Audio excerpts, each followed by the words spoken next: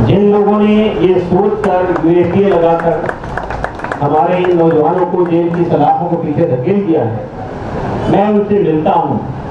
जब वो कोर्ट में आते हैं तो उनके चेहरे पे एक कॉन्फिडेंस होता है। जो लोग आज सत्ता में बैठे हैं, जो ये ख्वाब देख रहे हैं कि अब उनको कोई हटा नहीं सकता, तो समझ लेना चाहिए कि उनके दिन भरने वाले हैं। उमर खालिद पाकिस्तान गया, ईरान गया, कहाँ गया, जिस पर पासपोर्ट ही नहीं हो, कैसा गया मालूम नहीं। 7 साल के बाद भी हुकूमत साबित नहीं करती कोई इल्जाम उमर खालिद के ऊपर कन्हैया कुमार के ऊपर। उमर खालिद और उनके साथियों के जेल में होने से जो एक चीज जिसका हमें एहसास है, शिद्दत से एहसास है, यूएपीए का जो कानून है, हमें ऐसे काले कानून के खिलाफ भी आवाज उठानी चाहिए। लोग जब ब्यूरोक्रेसी से मायूस हो जाए तो हमारे पास आखिरी चारा कोर्ट हो, लेकिन अगर कोर्ट भी लोगों को मायूस कर दे तो फिर कहा जाए। जिन लोगों ने माओ की पेट को चीर के बच्चे निकाल के तलवारों पे उठाए थे, वो आज जेल से बाहर कर दिए।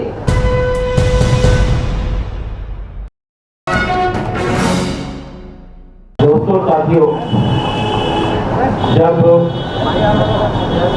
डेमोक्रेसी ऑटोक्रेसी में बदल जाए और ऑटोक्रेसी से आगे फासीवाद का रास्ता अख्तियार कर ले, जब रूल ऑफ लॉ की जगह लॉलेसनेस आ जाए, जब डिसेंट एक तराई बन जाए, तो उस वक्त देश के नौजवानों को मैदान में आना चाहिए। तो उस वक्त देश के नौजवानों को मैदान में आना चाहिए। और आज मुझे देखकर बहुत ही प्रसन्नता हो रही है, बहुत खुशी हो रही है कि आज इस हॉल में और इस ग्राउंड में बहुत सारे जो चेहरे नजर आ रहे हैं वो नौजवान चेहरे हैं, जिस पर हमारे देश का भविष्य जो है निर्भर है। दोस्तों और साथियों, अगर लोग ये जानना चाहते हैं 1000 साल की ये जेल, उसमें हमारे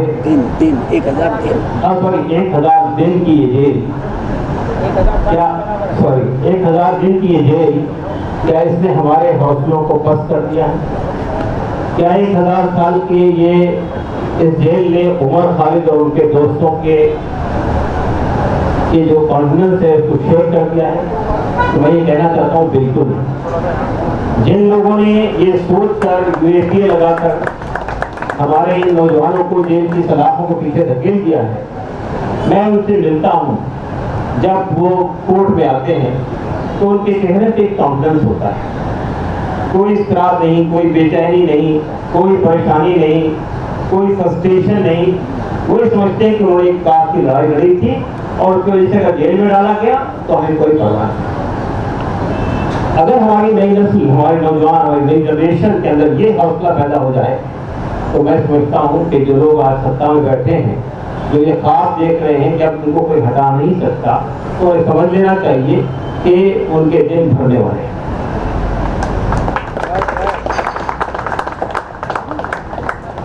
मुझे जो चिंता ये है कि जब मैं उमर खालिद को देखता हूँ, इसलिए नहीं को मेरा बेटा है और बहुत सारे मेरे बेटे और बेटियां जेल में बंद हैं, उमर के साथ साथ खालिद सैफी है, गुलफिशा है, शर्जील इमाम है, शिफाउर रहमान है, और उससे पहले आसिफ तना थे, नकाशा नरवाल थी, दीवाना थी, और भी कई लोग हैं जो उमर के साथी है। उमर ने जब जेएनयू में एडमिशन लिया था तो उससे पहले जिस तरह कॉलेज के नौजवान होते हैं उसी तरह का एक नौजवान था, लेकिन जेएनयू में आने के बाद उसके अंदर एक सी चेंज आती है, जिंदगी गुजारने का एक रास्ता मिलता है। जेएनयू में उसने ये महसूस किया कि समाज के जो दबे हुए, पिसे हुए, कुचले हुए लोग, जो मार्जिनलाइज्ड लोग हैं, जिनकी आवाज कोई सुन नहीं रहा, वो चाहे रोहित मिला हो, चाहे नजीब हो, उनकी आवाज में बनना चाहिए। पीएचडी का थीसिस सिलेक्ट करते वक्त में उसने झारखंड के आदिवासियों के सब्जेक्ट और उसे झारखंड जाने का, उनको आदिवासियों को करीब से देखने का मौका मिला। उधर तो हम और बहुत सारे लोग ये कहते थे कि अपना पासपोर्ट बना लो ताकि हायर एजुकेशन के लिए बाहर जाना पड़े, तो उसने कभी भी कहा कि नहीं मैं पासपोर्ट नहीं बनाऊंगा, मुझे इसी देश में रहना है और अपने देश के उन लोगों के लिए जिनकी आवाज कोई नहीं सुन रहा है उनके लिए काम करना। दोस्तों साथियों, उमर खालिद को आप जानते हैं कि 2016 में भी एक इल्जाम के तहत में उमर खालिद और कन्हैया कुमार को कुछ दिन के लिए जेल में डाला गया और टुकड़े टुकड़े गैंग का एक लक़ब लगाया गया कि ये टुकड़े टुकड़े गैंग के लोग हैं। लेकिन क्या हुआ, 2016 से आज 2023 है, जो चैनल उसको भोंक रहे थे, चिल्ला रहे थे, आवाजें उठा रहे थे, टुकड़े टुकड़े गैंग की बात कर रहे थे और ये कह रहे थे उमर खालिद पाकिस्तान गया, ईरान गया, कहाँ गया, इसके पास पासपोर्ट ही नहीं, वो कैसा गया मालूम नहीं। जब मैंने एक चैनल में ये सवाल किया कि भाई वो कैसा गया था मुझे बताइए, तो खामोश। आज वो उनकी आवाज क्यों बंद हो गई है? 7 साल के बाद भी हुकूमत साबित नहीं करती कोई इल्जाम उमर खालिद के ऊपर और कन्हैया कुमार के ऊपर, और वो केस भी कहां चला गया पता नहीं चलता। दोस्तों साथियों, उमर खालिद और उनके साथियों के जेल में होने से जो एक चीज जिसका हमें एहसास है, शिद्दत से एहसास है, ये नौजवान जो हमारे देश का मुस्तकबिल है, फ्यूचर है,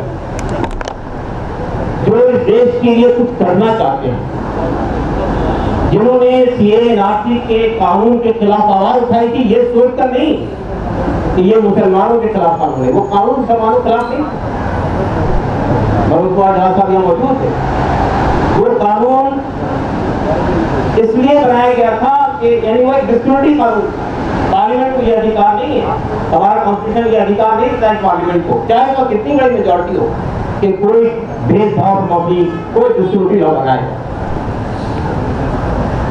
आज उमर खालिद किस सजा में जेल में बंद है आप बताइए? ये कहा गया कि जिस वक्त दिल्ली के दंगे हुए थे उमर खालिद दिल्ली में नहीं था, तो पुलिस से ये आर्गुमेंट आता है कोर्ट के अंदर, नहीं उसके लिए दिल्ली में होने की जरूरत है, 9/11 जिन लोगों ने किया था वो अमेरिका न्यूयॉर्क में नहीं थे, वो तो मलेशिया में बैठे थे। तो फिर ये कहा कि जिस व्हाट्सएप ग्रुप का बुनियाद बना है उसमें तो उमर खालिद का कोई रोल ही नहीं है, कहीं कानून बैठा है, तो कह लेंगे साइलेंट कॉन्स्पिरेटर,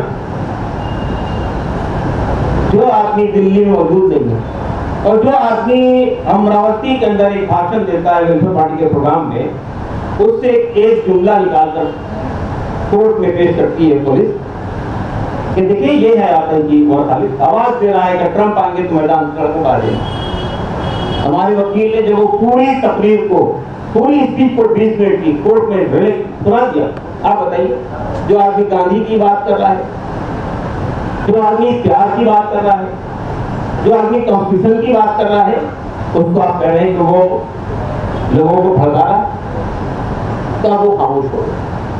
और ये आप जानते हैं कि 17,000 पेजेस की चार्जशीट, फिर सप्लीमेंट्री चार्जशीट, फिर सप्लीमेंट्री चार्जशीट, चाहे इतनी चीजें भर दो उसके अंदर ताकि कोर्ट को भी मौका देने पड़ने का और वकीलों को बहस करने की मुश्किल करने का। यूएपीए का जो कानून है, हमें ऐसे काले कानून के खिलाफ भी आवाज उठानी चाहिए।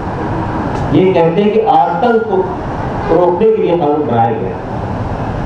आज यूएपीए का कानून किसके खिलाफ इस्तेमाल हो रहा है? साधारण लोगों के खिलाफ, जो लोग आवाज उठाते हैं, जो लोग हमारी और आपकी बात को पब्लिक में लाते हैं, उनके खिलाफ यूएपीए लगाया जाए।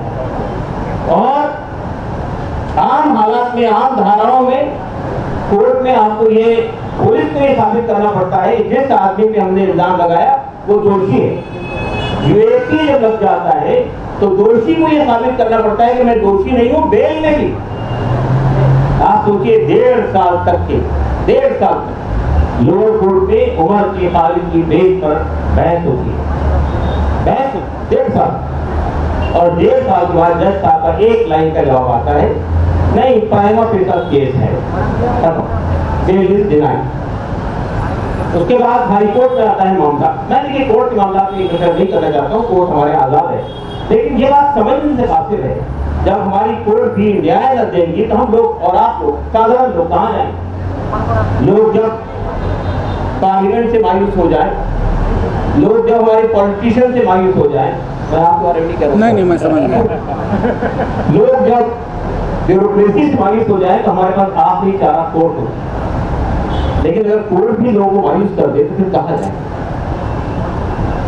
हाई कोर्ट में एक केस आता है, वही जज जिन्होंने 3 लोगों को बेल दे दी थी और ये कहा था कि ये पूरी चार्जशीट सेफ है, बहुत कड़े शब्दों में उसका विरोध किया था। जब वर्ड का केस आता है, 6 महीने बहस चलती है और 6 महीने बहस के बाद भी यही जवाब होता है क्राइम ऑफिसर केस है। और 6 महीने की बहस के बाद फिर रिजर्व कर दिया जाता है 4 महीने के लिए जजमेंट, ताकि जितने दिन तक के आप किसी आदमी को जेल की सलाखों के पीछे रख सके, चाहे उसके खिलाफ कोई चार्ज साबित हो सके या न हो।